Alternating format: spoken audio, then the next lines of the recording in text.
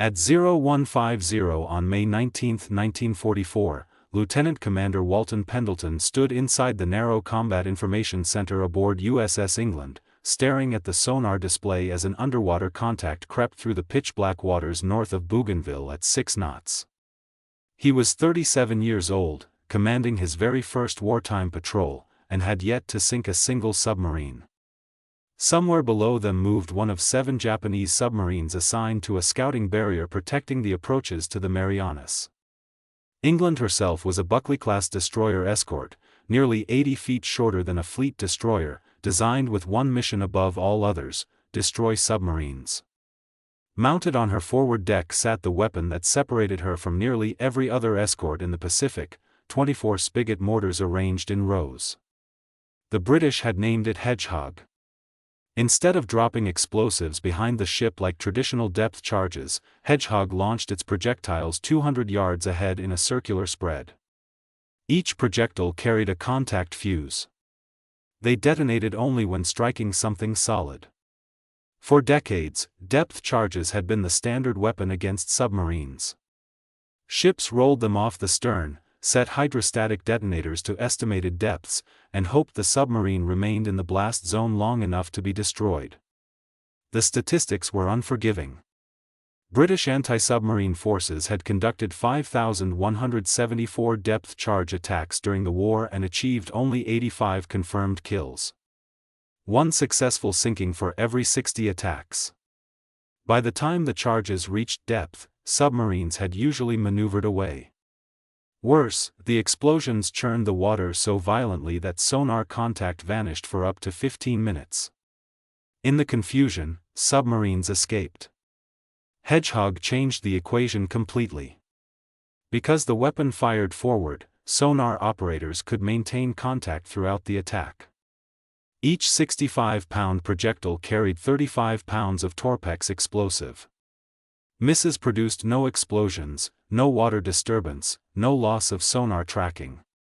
Even so, many crews distrusted the system. Early tests showed only a 5% success rate. Most captains still preferred the familiar thunder of depth charges. Pendleton trusted mathematics instead of tradition. The numbers were clear. Hedgehog averaged 1 kill every 5 attacks. Depth charges required 80. The logic was impossible to ignore. 4 days earlier, Fleet Radio Unit Pacific had intercepted and decoded a transmission from Japanese submarine I-16. Destination: Bougainville. Expected arrival: 2,200 hours, May 19. The intelligence was exact. England and 2 sister ships positioned themselves directly along the submarine's projected route. Now the target was real. The sonar operator announced the range: 1,500 yards. I-16 was diving. Standard Japanese evasive doctrine: change depth, turn sharply, force the attackers to guess.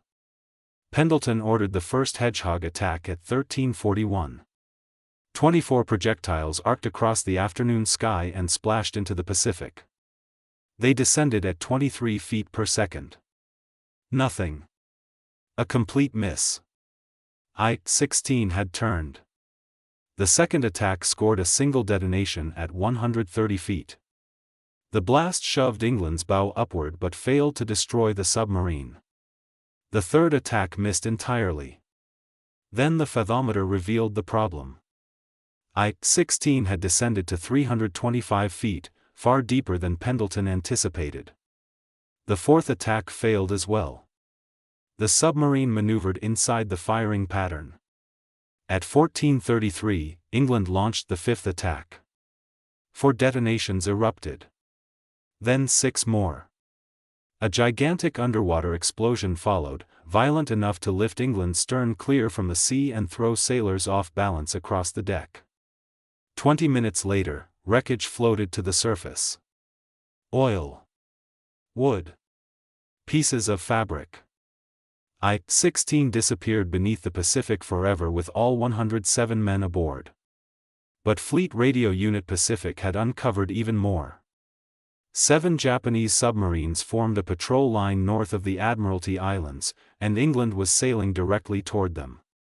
Commander Hamilton Haines received the decoded intelligence at Tulagi on May 20. The Japanese 7th Submarine Squadron had deployed 7 Type RO submarines along a barrier designated the NA Line. Positioned from Truk Island westward toward Manus were RO-104, RO-105, RO-106, RO-108, RO-109, RO-112, and RO-116. Each submarine carried roughly 56 sailors. Their task was simple: detect approaching American carrier forces moving toward the Marianas or Palau. Admiral Somu Toyota desperately needed warning of the next American offensive. These submarines served as his eyes across the Pacific. Haines ordered England to join the destroyer escorts George and Raby. 3 ships against 7 submarines. The odds sounded impossible, but Pendleton had already proven something during the destruction of I-16. 5 Hedgehog attacks produced 1 kill, a 20% success rate, 4 times better than the weapon's early trial results. The crew trusted Hedgehog now. They had felt the explosions, seen the debris, watched the oil spread across the sea. The hunter-killer group departed Purvis Bay on May 21 in a line-abreast formation with 16,000 yards separating each ship during darkness. Radar scans swept the horizon every 30 seconds while sonar pinged continuously beneath the waves. The Japanese submarines had gone silent on the radio. No more transmissions. No more precise positions. The Americans would have to locate them the hard way: radar, sonar, patience, and prediction. Pendleton studied navigation charts in his cabin. The NA patrol line covered routes Admiral Halsey had previously used. Japanese planning remained predictable: place submarines where American fleets operated before and hope they returned there again. But the Japanese had no idea American cryptographers already knew the patrol line's exact location. The only uncertainty was timing. Submarine routines followed predictable patterns. Surface after dark to recharge batteries. Dive at dawn. Travel submerged through daylight. Surface again after sunset. That created only a narrow opportunity for radar detection. On the surface, submarines were exposed but fast.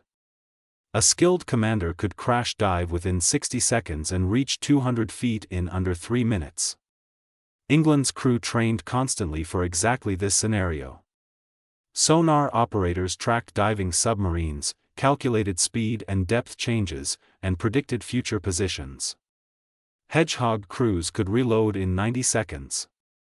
Each attack remained a gamble. If the projectiles exploded, they struck steel. If no explosion came, the submarine survived.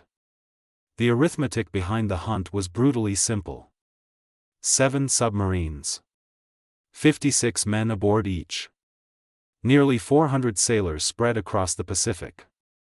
One successful Hedgehog attack could erase an entire crew in less than 10 seconds.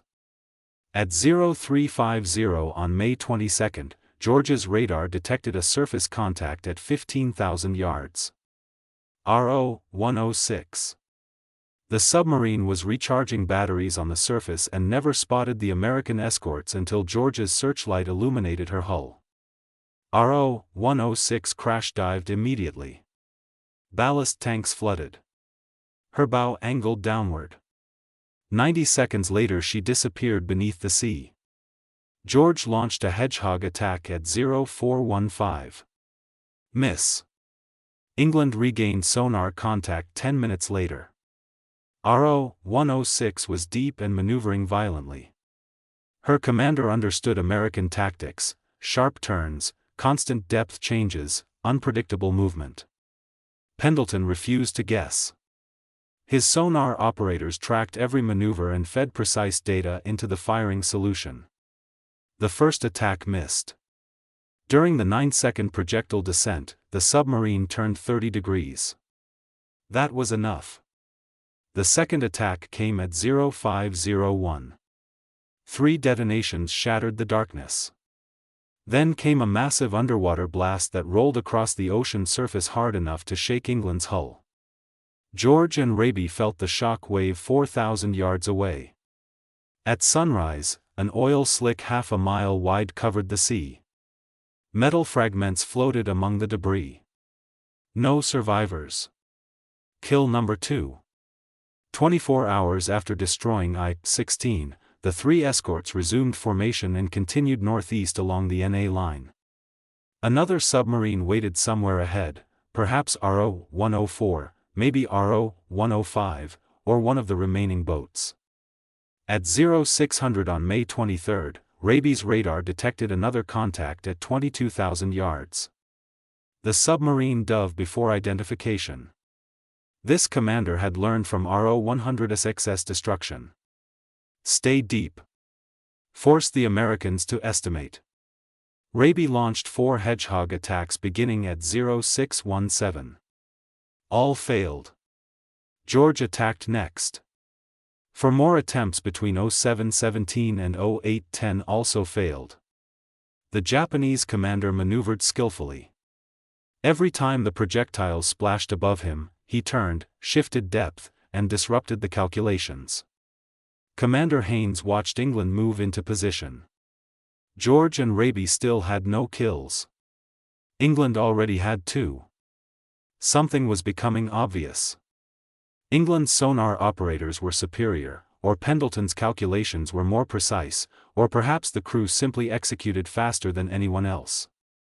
Whatever the reason, England had become the killer of the group.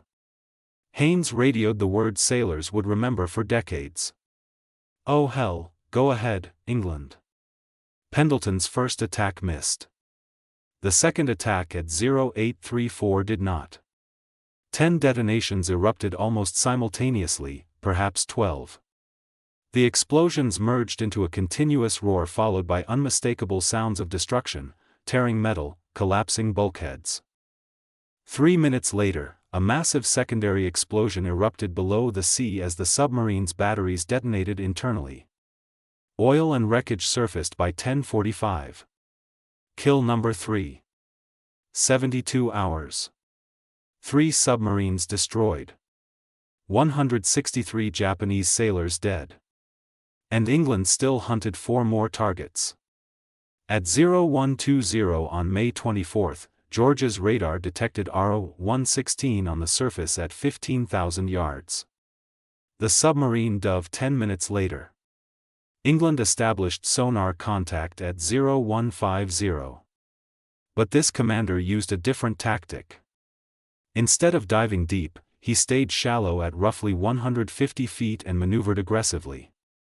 Most submarine captains sought maximum depth for protection. RO-116's commander gambled that the Americans would set firing solutions too deep. He guessed wrong. Pendleton's sonar operator immediately reported the shallow depth. The Hedgehog solution adjusted at once. The first attack came at 0214. 3 detonations. Maybe 5. Not the catastrophic explosion seen in earlier sinkings. No battery rupture. No violent blast. Only the brutal sound of projectiles punching through a pressure hull at over 700 feet per second. At 150 feet, seawater flooded through a 3-inch breach at hundreds of gallons per minute. The submarine began sinking.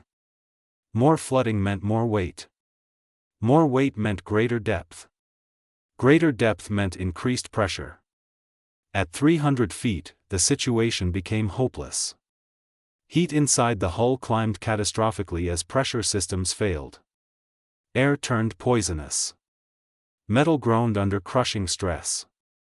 Within minutes, everyone aboard RO-116 was dead. The submarine continued sinking silently into darkness. Oil and scattered debris surfaced after sunrise. Kill number 4. 4 submarines in 5 days. Word of England's achievements reached Admiral Ernest King in Washington. As Chief of Naval Operations, King commanded every ship in the United States Navy. He studied the action reports carefully. 1 destroyer escort. 4 confirmed kills in 5 days. All achieved with a weapon many captains still distrusted. King sent a short message to the Pacific Fleet. "There'll always be an England in the United States Navy." The phrase spread rapidly across the fleet. England was becoming legendary. But fame created problems. On May 25, Admiral Halsey wanted England removed from submarine hunting and reassigned to carrier escort duty. Her crew had become too valuable to risk. Commander Haynes objected immediately.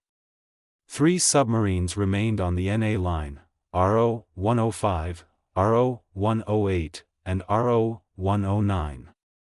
England had destroyed 4 submarines in 5 days. The statistics suggested she could eliminate the remaining 3 just as quickly. Pulling her now would leave the mission unfinished.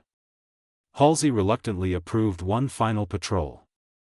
At 23:03 on May 26, Raby detected RO-108 on radar northeast of Seattler Harbor. The submarine crash-dived. England established sonar contact at 1,650 yards. RO-108's commander repeated the same mistake made by RO-116, shallow depth and violent maneuvering. He believed the Americans could not maintain accurate tracking. But Pendleton's crew had already hunted 4 submarines successfully. They understood every evasive pattern. Raby attacked first and missed. Haynes issued the familiar order again. "Go ahead, England." At 23:23, England launched her Hedgehog spread. 4 projectiles struck home. Possibly 6. The explosions blended together into one deafening blast. RO-108 disintegrated almost instantly. No gradual flooding. No slow descent. The hull ruptured catastrophically and imploded under pressure. 56 men died in less than 3 seconds. Kill number 5. 6 days. 5 submarines destroyed. 279 Japanese sailors dead. In Tokyo, Admiral Toyota reviewed the increasingly alarming reports. 7 submarines deployed. 5 missing. No distress calls. No survivors. 1 submarine disappearing nearly every day. Something was annihilating his patrol line with terrifying efficiency. Toyota ordered immediate tactical changes for the surviving submarines RO-105 and RO-109. Minimum patrol depth, 400 feet. No unnecessary battery charging. At first detection, run silent. Avoid violent maneuvers.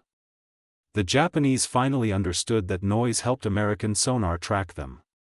But they were learning from the deaths of others. England, George, and Raby continued searching northeast. Somewhere across 3,000 square miles of ocean remained 2 submarines. The Americans still possessed one enormous advantage. Fleet Radio Unit Pacific continued intercepting Japanese transmissions. Every message revealed fragments of position data and patrol routines. But another problem emerged. England's Hedgehog ammunition was running low. Each attack consumed 24 projectiles. Multiple engagements had already depleted half the ship's supply. Only 120 rounds remained. 5 attacks left. Maybe 6. And the Japanese were adapting.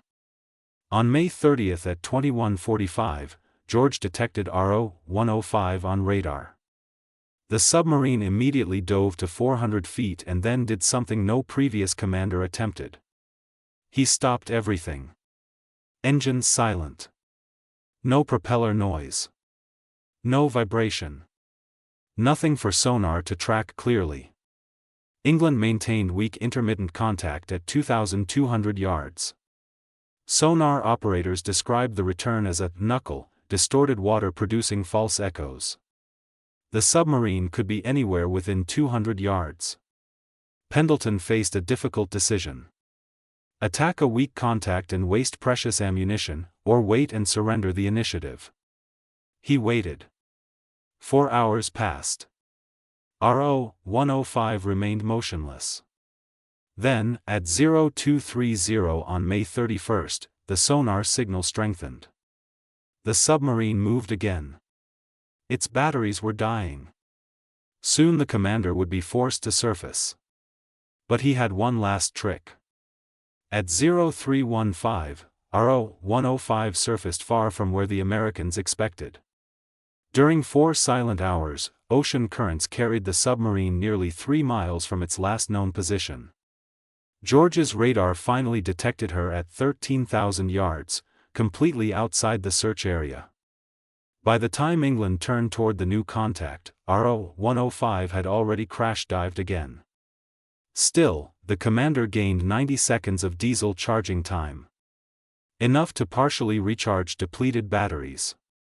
Enough to run. England re-established sonar contact at 0345. RO-105 was deep and moving fast at 6 knots. This commander was skilled, perhaps the best England had faced. He understood the mathematics of hedgehog attacks. At 400 feet, the projectiles required 17 seconds to reach target depth. In that time, a submarine moving 6 knots traveled roughly 170 feet. Predict incorrectly and the entire attack missed. Pendleton's first attack at 0405 missed by 200 feet. The second missed by 100. RO-105 constantly varied speed, making accurate prediction extremely difficult. England had already fired 48 projectiles during the chase. Only 72 remained. 3 attacks left. Maybe fewer. From aboard George, Commander Haynes watched nervously. Previous submarines died after 1 or 2 attacks. RO-105 had already survived 2. For the first time, a Japanese commander seemed to be winning the mathematical battle. Then, at 0447, England's sonar operator noticed something.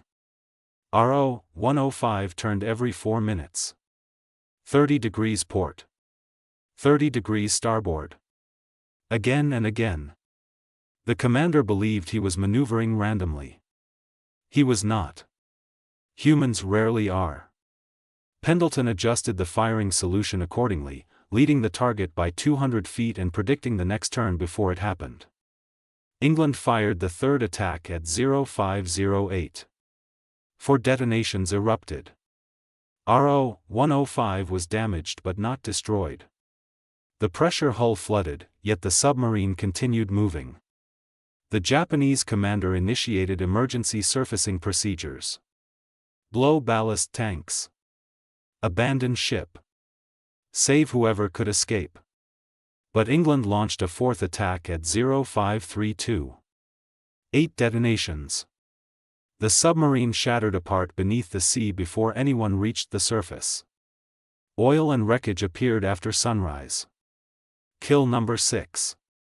12 days. 6 submarines destroyed. 335 Japanese sailors dead. Admiral Halsey received the report in disbelief. 6 submarines in less than 2 weeks by a single destroyer escort using a weapon many officers still questioned. Nothing comparable existed anywhere in naval history. On June 1, Halsey issued final orders. England would immediately cease submarine hunting. The ship had already proven hedgehog beyond all doubt. New anti-submarine training programs across the Pacific Fleet would now be built around England's combat reports, sonar techniques, and firing procedures. But RO-109 escaped. After receiving Toyota's warning, the submarine abandoned its patrol station and retreated westward silently at deep depth. It survived the war and surrendered in August 1945. Months later, its crew learned what happened to the NA patrol line. 6 sister submarines destroyed in 12 days by a single escort ship wielding a weapon they had never heard of. England received the Presidential Unit Citation in July 1944, becoming one of only 3 destroyer escorts honored that way during the war. The citation praised extraordinary heroism against Japanese submarines. But the real achievement lay in the numbers.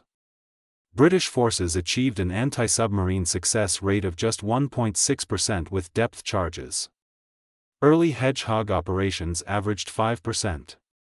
England achieved approximately 40%. 25 times more effective than traditional depth charges. By September 1944, Hedgehog became standard equipment throughout the fleet. Sonar schools studied England's tracking methods. Weapons crews copied England's loading drills. Fire control officers memorized Pendleton's firing calculations. By war's end in the Atlantic, Hedgehog attacks sank 47 German U-boats in 268 engagements. Still, no vessel matched England's 12-day record. Not in the Atlantic. Not in the Pacific. Not anywhere. Pendleton received the Navy Cross in August 1944. The citation praised tactical brilliance, crew discipline, and weapon efficiency. But it never mentioned what mattered most. Mathematics. Pendleton trusted calculations when others trusted habit. He predicted movement while others guessed blindly. And the numbers proved him right. England spent the remainder of 1944 escorting convoys, screening carriers, and conducting patrols.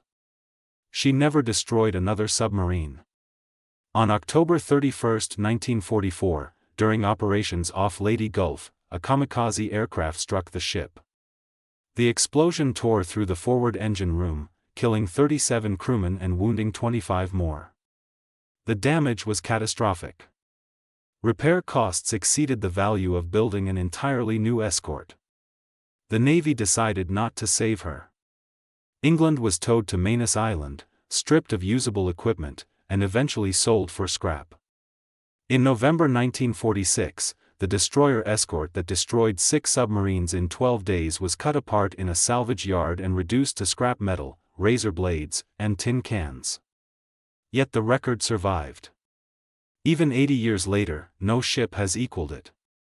Walton Pendleton survived the war, later commanding escort forces in Alaska while hunting Japanese submarines in the North Pacific. He found none.